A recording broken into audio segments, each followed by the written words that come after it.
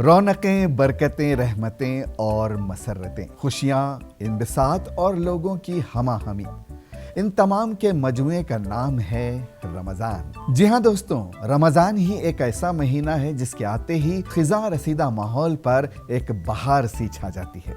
एक शहर ही नहीं, पूरे मुल्क बल्कि पूरी दुनिया खुशी व इंबसात में डूब जाती है। गली कूचे, मस्जिदें तमतमों से जगमगाने लगती हैं। सहरी से लेकर इफ्तार तक का सफर बड़ा पुरकैफ होता है। क्या बच्चे, क्या बड़े भूख व प्यास की शिद्दत में भी मसरत व राहत महसूस करते हैं। किस्सा मुख्तसर इस मर्तबा मुंसिफ टीवी में मैं लेकर आया हूँ आपके लिए एक खास तोहफा, रौनकें रमजान की। और इस तोहफे को सजाने में मेरे साथ मसरूफ हैं मुल्क में फैले हुए हमारे नुमाइंदे।